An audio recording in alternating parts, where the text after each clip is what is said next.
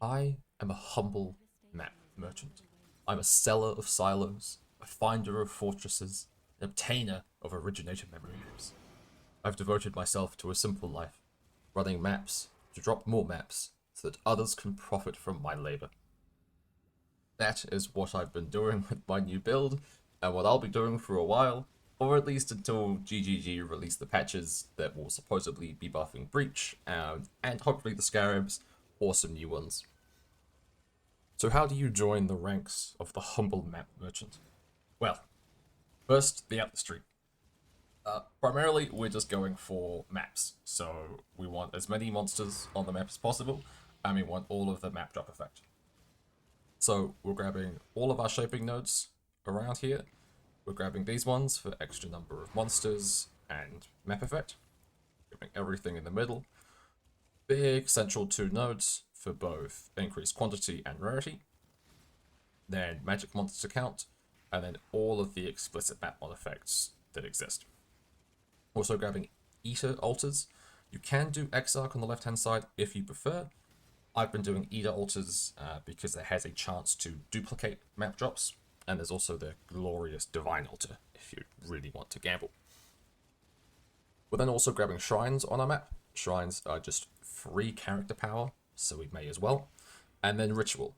We push up to a 90% chance to have ritual altars in our map. Ritual just adds a load of extra natural monsters to the map, so we could get more map drops. Nice and simple. In terms of what I've been running silos. I've been having 2 Scarab of Monstrous Lineage, both for 80% increased magic pack size total.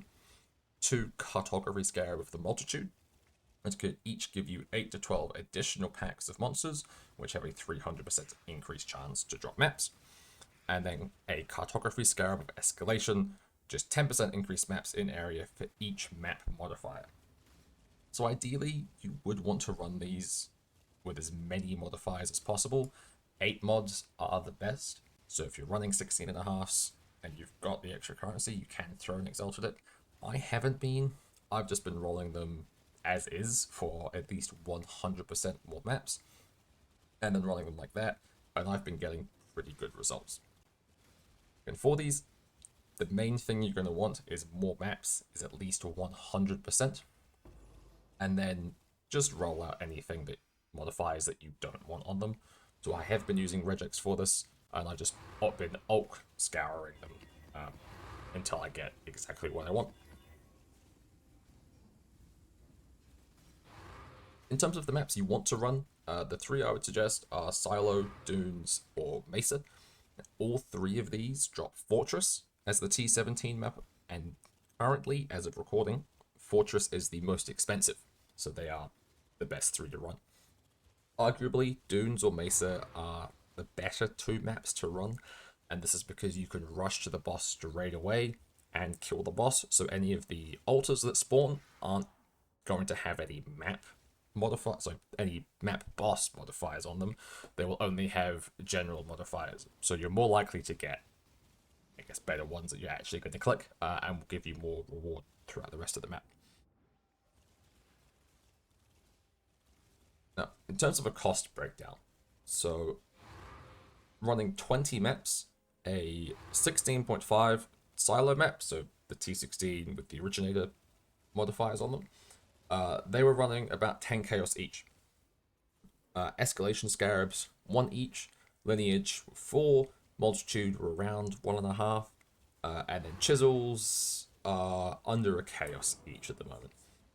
In total, it was around 25 chaos per map for 515 or just under 4 divines for all 20 maps. In terms of output, I got 12 fortress maps, I got 103 tier 16 silos, and then 20 originator memory maps. Of those 20, 6 of them were silo, the rest were not, and so I used a horizon orb to roll the rest of those into beach maps. The fortress maps were selling for 70 chaos each, the silos for 3, the 16.5 silos for 10, and then the beaches sold for 8. So in total, it came out to about 66 chaos per map. So 1300 total, it was just under 10 divines total. So from those 20 maps, it was 806 chaos profit, just under 6 divines total. And if those maps take you 3 minutes each to run, that's almost 6 divines per hour just from the map drops. That is not including anything else that you get. And again, if you run maps faster, you will get more profit out of this. If you can do a map every minute, then you're going to get 10 plus divines an hour comfortably. Now, a few things I didn't include: any and all bubblegum, raw chaos drops, any raw currency drops. I had about a divine or more in Eldritch Ickers, and I had 126 other T16 maps. Some of these will sell for between 1 or 2 chaos. I'm not bothering with that. I'm just going to throw them all into King's March and let my mappers do their thing and hopefully get a divine or a couple of divines out of that. So overall, I'm hoping I get more return just from King's March. To do all this, I've been playing Exsanguinate Mines Trickster, and it has been absolutely fantastic. The damage is awesome, the clear is fantastic, and the single target is pretty great too. It's a great all-around build, which you can use to either map or boss, and it will clear pretty much all content with no issues. Before I dive too deep into the build though, massive shout out to Fearless Dumbo. This is his build, so I highly recommend checking out his channel and his videos on Exsanguinate Mines that I'll link in the description. A couple key things about the build. First thing is that because Exsanguinate is a spell, we want to scale the gem level as much as possible because it gives us a load of extra flat. So on my dagger, I got a +2, so I get increased spell damage, fractured, and then I rolled for 1 to level of all spell skill and physical spell skill. I've also got +1 on my amulet and my shield, both of which could do with some definite upgrades. The second is that we're running mines for this. So because we're running that, to me at least, mine throwing speed is an incredibly important quality of life feel. It also increases your damage and many other things, but without a good mine throwing speed, for me, mines feel almost unplayable. It's terrible. You end up stutter stepping every time you try and throw your mines while running around the map, and it's just awful. So you want to make sure you craft that onto your daggers, and then the Archon's Tools belt gives us a large amount as well. This also synergizes with another thing. Because we're running Skitterbots, Archon's Tool gives us a third one, so we're inflicting 3 different elemental ailments onto enemies. That works well with the taming, because for each ailment on an enemy, we do 38% increased elemental damage with hits. So we're getting almost 120% increased damage from just the ring. Skitterbots are also chilling enemies, so when we add in Bone Chill and Unbound Ailments, you'll see they are level 1 and 7. I've only just put these in recently. Very recently. We have a large amount of chill effect on the enemies, which works well with each other. So we're getting a large amount of extra cold damage against enemies that are chilled.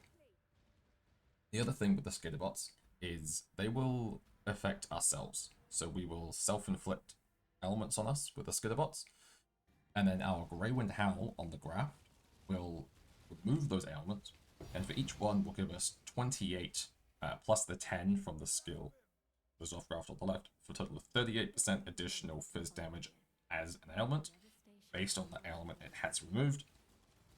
So we can get between 1 and 3, we could get, again, a huge amount of extra damage. This also has a cooldown and a base duration of the same time, and I have increased kill effect duration on the left as well, so this is always up. This is never down. We're always getting a large amount of extra. Also, invest in a Rune Graft of Refraction. This is currently 6 chaos. It is incredibly cheap, and it's pure upside for Exsanguinate. So Exsanguinate chains, so we get +1 chain completely for free, which helps that clear. It makes it a lot better, and we have no issues with the downsides because there is no reference to projectile anywhere on the Exsanguinate skill gem. It is spell, chaining, physical, and duration. So the downside of at most 1 projectile and projectile's fork are completely ignored. This is absolutely free. In terms of where to put this on your skill tree, Replace the plus 30 if you have that on your life node, or it's probably just the best place to put it, really. Most of the others you really want to keep around, so I would just put it on the life one. Nice and simple. Alright, that about covers it. Nice and sweet, short and easy. I will be pushing this build quite a bit further. I'm not sure if I'll make a second video on it, but hopefully when GGG release the patch and we get some changes and buffs to endgame, I'll move out of map merchant life. I'll be less humble and I'll start trying to make some money with some other strategies, and we'll see how that goes. If they do well, if they do terribly, either way, I'll probably make a video on it and let you guys know. So like and subscribe, all the good stuff, and I'll catch you next time.